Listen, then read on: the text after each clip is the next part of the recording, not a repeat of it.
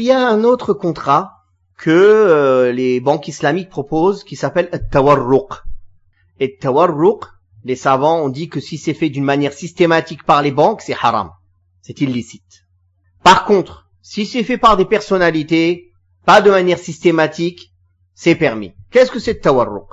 At-tawarruq, Abdullah achète à Mohammed une voiture qui va lui payer 10 000 euros dans 3 mois. En fait, j'ai dit qu'à Abdullah, il a besoin d'argent. Il n'a pas d'argent. Il sait que Mohammed vend sa voiture. Il dit, Mohammed, est-ce que tu me la vends? J'ai besoin d'argent. Vends-la-moi pour 10 000 euros, mais je te donne les 10 000 euros que dans 3 mois. Il dit, d'accord, tiens, pour 10 000 euros, tu me payes dans 3 mois. Abdullah prend cette voiture, il va la vendre à quelqu'un d'autre, à 8 000 euros cash. Et il prend les 8 000 euros, il en fait ce dont il a besoin. 3 mois après, il paye les 10 000 euros à Mohammed. Ceci est halal.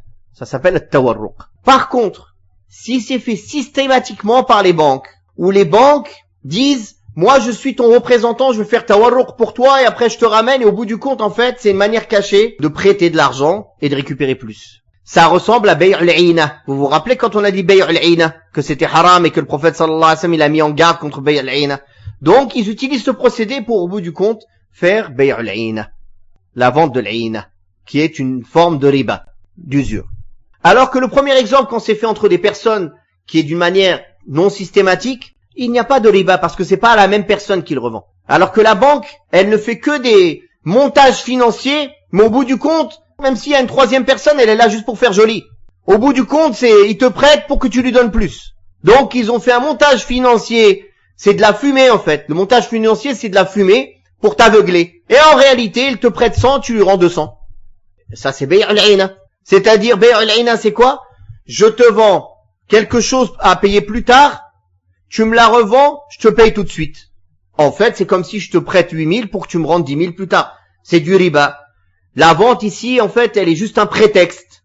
Et c'est ce qu'aujourd'hui les banques, soi-disant islamiques, font. Par prétexte, elles disent on fait du tawarruq. Le tawarruq, c'est halal. Tel madhab a dit, tel savant a dit. Oui, mais tel madhab et tel savant, ils n'ont pas dit ce que vous faites vous.